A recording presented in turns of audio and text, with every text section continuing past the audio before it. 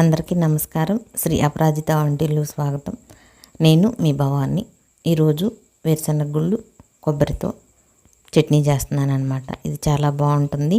ఇడ్లీ, దోశ దేంట్లోకైనా సరే. ఒక మాట, శ్రీ అపరాజిత వంటిల్లు ఛానల్ ఫస్ట్ టైం చూస్తున్నారా? సబ్స్క్రైబ్ చేయండి, లైక్ చేయండి, షేర్ చేయండి. నచ్చిందా వీడియో? కామెంట్ చెప్పండి. పక్కనే బిల్ ఉంటుంది, నొక్కండి. వీడియోలన్నీ వస్తాయి, చూడండి. ఇప్పుడు స్టవ్ వెలిగించి బాండీ పెట్టుకుని ఆయిల్ వేసుకుని వేరుశనగ గుళ్ళని బండిలో వేసి చక్కగా వేయించుకోవాలి. అస్సలు మాడకూడదు.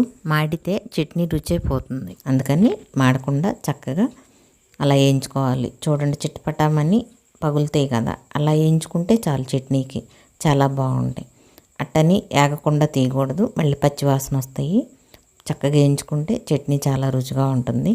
ఇప్పుడు ఇంకొంచెం ఆయిల్ వేసుకుని పచ్చిమిరపకాయలు అవి కడిగి పెట్టుకోండి ముందే.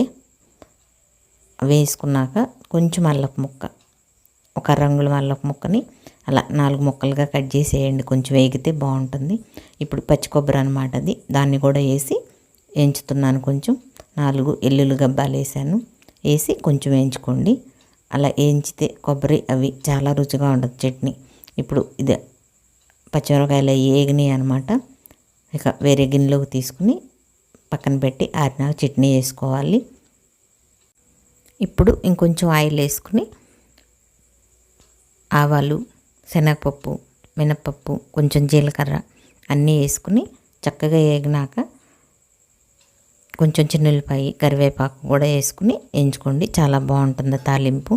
ఈ తాలింపుని చట్నీలో కలిపేయకుండా ఒక గిన్నెలోకి తీసి పక్కనట్టు పెట్టుకుని మనం టిఫిన్ చేసేటప్పుడు చట్నీ వేసుకుని అప్పుడు ఈ పప్పులు వేసుకుని తింటా ఉంటే చట్నీ చాలా బాగుంటుంది.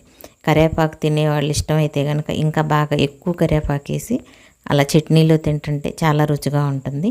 మీకు నచ్చితే అలా చేసి చూడండి. ఇప్పుడు ఈ చట్నీలో నేను చింతపండు వేయను అనమాట. అసలు ఎప్పుడు వేయను నేను. మీకు నచ్చితే వేసుకోండి, అందుకనే చూపిస్తున్నాను. వేయలేదని చూపిస్తున్నాను. చట్నీని కూడా మెత్తగా రుబ్బుకోవద్దు, కొంచెం బరకగా రుబ్బుకుంటే చాలా బాగుంటుంది అన్నమాట.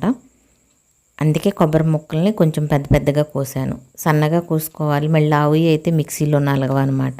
సన్నగా పొడవుగా కోసుకుంటే మరీ మెత్తగా అయిపోకుండా బాగుంటుంది. చట్నీని మెత్తగా కాకుండా నేను వేసినట్టు చూడండి, వేసి చేసి చూడండి. చట్నీని నేను చేసినట్టు చాలా బాగుంటుంది. ఇది ఇడ్లీలోకి, దోశలోకి, మైసూర్ బోండా, పెద్ద పునుగులు, చిన్న పునుగులు, అసలు దేంట్లోకైనా సరే చట్నీ చాలా బాగుంటుంది. అలా కొంచెం బరకగా వేసుకోండి, చాలా బాగుంటుంది. నచ్చిందా వీడియో? కామెంట్ చెప్పండి, లైక్ చేయండి, షేర్ చేయండి, సబ్స్క్రైబ్ చేయండి.